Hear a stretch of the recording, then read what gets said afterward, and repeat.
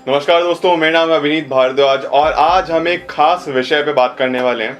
आज की जो वीडियो है वो थोड़ी अलग होगी जितने हम कवर करते हैं। आज का थोड़ा टॉपिक पॉलिटिक्स और दुनिया भर के खबरों में से है। और दुनिया भर में हम बात करें चाइना, रशिया, अमेरिका और अपने भारत देश के बारे में। दोस्तों, कोल्ड वॉर जब हुई थी रशिया में, उसके बाद भारत और रशिया के काफ़ी अच्छे संबंध रहे थे, diplomatic wise, strategic wise, mobility, ammunition वगैरह जितने भी थे, रशिया और भारत के हमेशा रिश्ते अच्छे रहे थे। और वो भी खास तौर पे तब जब यूएसएसआर, तो सोवियत यूनियन, जब रशिया में कन्वर्ट हुआ, उससे पहले इतने अच्छे रिलेशनशिप नहीं थे। इनफैक्ट इंडिया ने हमेशा से चाहा है कि वो अपने एलाइज बना के चले। एलाइज बना के मतलब दूसरी कंट्री से, इतनी पावरफुल कंट्री से दोस्ती बना के चले कि हम एक दूसरे की मुसीबत में काम आ पाए। और वहीं पे यूएस ने बहुत सारी कंट्री से पंगे ले रखे हैं क्योंकि वो कहते हैं कि उनके पास न्यूक्लियर पावर है और वो वर्ल्ड की सबसे ज़्यादा पावरफुल कंट्री है। वो खैर अभी कोरोना कोविड के चलते हुए अब इतनी पावरफुल भी नहीं रही। एक ज़माने में जब नंबर 1 पे थी, अब शायद नंबर 3 पे आ गई हो। अब चाइना के बारे में बात करते हो तो चाइना एक बहुत ही चालाक कंट्री है, इसके बारे में हम सब बहुत अच्छे से जानते हैं। चाइना एक शातिर है और हमेशा कुछ कदम आगे ही चलते रहे बाकी देशों के मुकाबले। 1962 का युद्ध हम सब ने पढ़ा है, उसके बारे में हम सब जानते हैं। जब चाइना और इंडिया के बीच में हुआ तो उसमें चाइना की जीत हुई और इंडिया को हार का सामना करना पड़ा। उससे एक बात तो साबित हो गई कि चाइना थोड़ी ज़्यादा पावरफुल है हमारे मुल्क से और उनके पास एडवांस मशीनरीज या एडवांस वेपन हमेशा से ही रहे हैं। और ऐसे तनाव तब से लेकर अभी तक चलते ही आ रहे हैं, क्योंकि अभी हम जैसे मालूम है कि एक टाइम पे डोकलामा में और अभी यहाँ पे लद्दाख बॉर्डर पे हमेशा चाइना कुछ ना कुछ पंगे खड़े करते रहे। अभी उन्होंने अपनी 2,500 से 3,000 की जो सेना बढ़ाई, इसको देख के हमारी इंडियन आर्मी भी सतर्क हो गई, अपनी आर्मी को आगे बढ़ा दिया बॉर्डर पे, ताकि अगर कोई तनाव हो या कुछ भी मतभेद हो तो उसका खुल के सामना कर सके। एक जगह जहाँ पे पाकिस्तान कश्मीर चाहता है, उसी जगह चाइना भी हमसे हमारा लैंड चाहता है। इंडिया इन दो कंट्रीज के बीच में फंस गया, इसलिए इंडिया ने अपने हमेशा रिश्ते रशिया से बहुत अच्छे बना के रखे, जहाँ पे पाकिस्तान ने अपने रिश्ते अमेरिका से अच्छे बना के रखे। और हमारे जितने भी वेपनरी, जितना भी हथियारों का सौदा होता था वो रशिया से होता था और पाकिस्तान का अमेरिका से। लेकिन अब हालात अलग हो गए। एक ज़माने में जहाँ पे हम अपने 79% हथियार या वेपन्स हम रशिया से लेते रहे 2008 या 2012 में, अब केवल 62% रह गया है, वो 62% रह गया। तो मतलब बहुत सारे मतभेद आए हैं और इसका सबसे बड़ा कारण है यूएस। क्योंकि यूएस से जैसे जैसे अच्छे रिश्ते बने हमारे इंडिया के, उतनी ही प्रॉब्लम बनी हमारी चाइना और रशिया से। और एक बात हम सबसे अच्छे से जानते हैं कि जब कोई दो दुश्मन का एक ही दुश्मन हो तो वो दोनों दुश्मन दोस्त बन जाते हैं और अपने तीसरे दुश्मन को खत्म करने की कोशिश करते हैं। इसका कहने का मतलब ये है, जहाँ पे चाइना और रशिया का एक ही दुश्मन है यूएस से, वो ऑब्वियसली दोनों मिलकर यूएस को खत्म करना चाहेंगे, उनके ऊपर जीतना चाहेंगे, वो अपने आप को नंबर 1 साबित करना चाहेंगे। और वहीं पे जितने भी उस तीसरे दुश्मन के दोस्त होंगे वो भी एक मुसीबत में आन पड़ेंगे, जैसे अब हो गया इंडिया। अब जितने अच्छे इंडिया का रिलेशन होते जा रहे हैं यूएस के, उतना ही अब इंडिया भी एक टारगेट बनता जा रहा है इन दोनों मुल्कों के लिए। ऑल्दो वैसे रशिया के साथ अभी तो बड़े प्रॉब्लम्स नहीं है, पंगे जिनको हम कहते हैं वो नहीं हुए, लेकिन आने वाले वक्त में ऐसे हो सकते हैं। दोस्तों, हम इसी के बारे में विस्तार पूर्वक बात करेंगे, क्या भी होने वाला है, कैसे चाइना और रशिया की दोस्ती एक इंडिया के लिए बहुत बड़ा तनाव बन सकती है। तो इस वीडियो को जरूर अंत तक देखिए क्योंकि बहुत इंफॉर्मेटिव है और आपके काम आएगी। और आगे क्या होने वाला है इसके बारे में आप शायद इस वीडियो को देख के थोड़ा समझ पाएं। तो बिना समय गवाए इस वीडियो को शुरू करते हैं।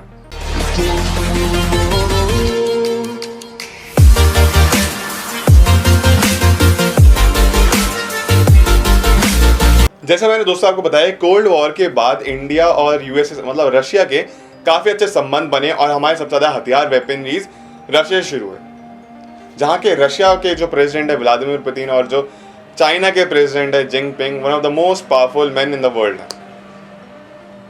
और डोनाल्ड ट्रम्प तो हमारे हैं यूएस के प्रेसिडेंट। लेकिन क्या ऐसी प्रॉब्लम है जो इंडिया को एक तनाव, एक टेंशन दे सकती है? दरअसल बात दोस्तों ऐसी है कि जब से इंडिया ने अपने हथियार यूएस से शुरू करे, वहीं पे पाकिस्तान ने अपने हथियार यूएस को छोड़ के रशिया से शुरू किए लेने। एक ज़माना था जब पाकिस्तान ने $1 अरब केवल अपने वेपन्स, अपने वेपनरी या फिर एडवांस मशीन पे खर्च किए थे यूएस से लेने में अपने वेपन से। इतने अच्छे संबंध थे उनके। ऊपर से फिर यूएस का एयर बेस भी पाकिस्तान में था, जहां $1 अरब खर्च किए थे, वहां से लेकर केवल $2.1 करोड़ खर्च कर रही है पाकिस्तानी आर्मी अपने वेपन्स लेने के लिए अमेरिका से। तो मतलब गहरा आप डिफरेंस देखिए। और वहीं पर उन्होंने अपने रशियन वेपन्स अब लेने शुरू कर दिए ताकि वो अपने रिलेशंस चाइना और रशिया के साथ अच्छे बनाए, और पाकिस्तान और चाइना के रिलेशन हमेशा से अच्छे ही रहे। फिर से वो एक तनाव रहा है इंडिया के लिए कि कब ये तीनों मिल बैठे और हम पे अटैक कर दें। लेकिन अगर ऐसा हुआ तो शायद यूएस हमको बैकअप देगा उनसे लड़ने के लिए। अमेरिका कहने के लिए सिर्फ अभी रशिया और चाइना का दोस्त है, और कोविड के चलते हुए तो और भी ज्यादा दुश्मनी, कोल्ड वॉर जिन्हें कहते हैं, कोल्ड वॉर एक दोनों के बीच में हो गई है। दरअसल में अमेरिका ने अपने न जाने कितने सारे ट्रेडिंग, कितने सारे इन्वेस्टर्स, कितने सारे बिजनेस जितने भी सेटअप थे चाइना में, वो तो वापस ले ही लिए कोविड के चलते हुए। और वैसा ही कुछ रशिया के साथ, रशिया के साथ भी उन्होंने ऐसे किया। रशिया में भी इतने इन्वेस्टर्स नहीं है अमेरिका में, अमेरिकन इन्वेस्टर्स इतने नहीं, अमेरिकन बिजनेस कंपनी इतनी नहीं है रशिया में जितनी एक ज़माने में थी, और ये धीरे धीरे बैकअप कर रहे हैं। उसी के साथ साथ पूरे वर्ल्ड की अभी जितनी भी मेजर कंपनी थी, जैसे एप्पल अमेरिका की इतनी बड़ी कंपनी है, जहाँ पे उन्होंने अपना चाइना में सेटअप कर रखा था एप्पल का, मेड इन चाइना। जो आईफोन होता है वो चाइना में असेंबल और बनता है, वहीं पे अब कहा जा रहा है कि इंडिया में उसकी कंपनी स्टैब्लिश होगी, एप्पल में इंडिया में स्टैब्लिश होकर आईफोन का प्रोडक्शन या फिर जितने भी एप्पल डिवाइसेज है वो यहीं से प्रोडक्शन स्टार्ट होंगे।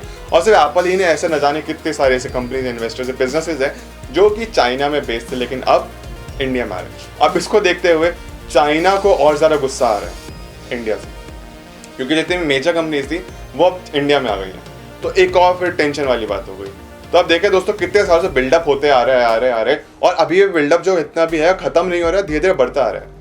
एक जमाना था जब वर्ल्ड वॉर 2 या विश्व युद्ध 2 जब खत्म हुआ तो अमेरिका को रोकने के लिए रशिया और चाइना ने अपनी वीटो पावर्स का इस्तेमाल किया था, उसको रोका था।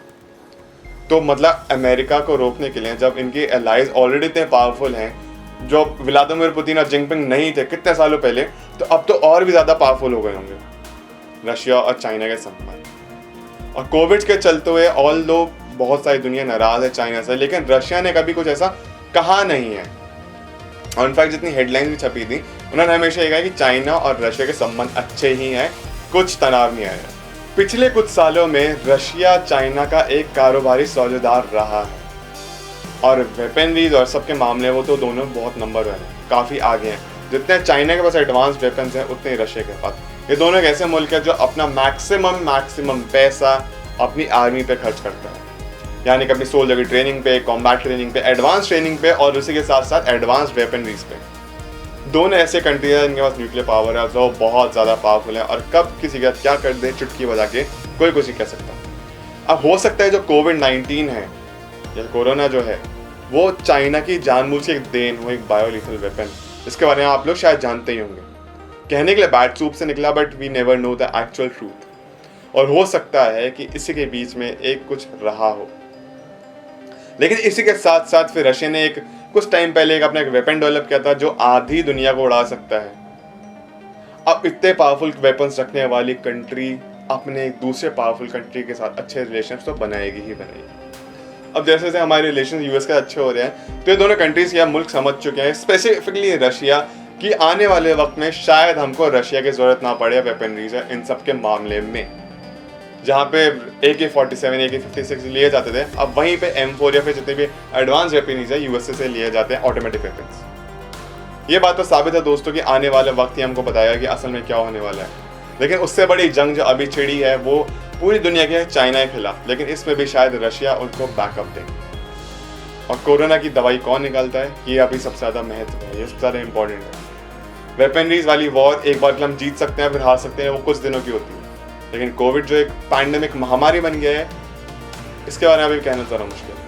कब इस वेपन का एक एंटीडोट निकलता है जो कि पूरी मानवता के लिए एक बार फिर से एक होप बन के आएगा, हमको जिताएगा। दोस्तों ये थी कुछ वीडियो जो आपके लिए लेके आना चाहते थे, काफ़ी इन्फॉर्मेटिव थी ये, कि कैसे कुछ कंट्रीज आपस में डिप्लोमैट्स खेल के एक दूसरे के ऊपर चढ़ना चाहती है। जैसे कहते हैं मुंह में या मिट्टू, उन्हें अपनी तारीफ कर करके सटल वे में वो दिखाना चाहते हैं कि हम तुमसे बेहतर हैं। और इस चीज़ में यूएस, ना चाइना, ना रशिया, किसको एक दूसरे से कम नहीं है।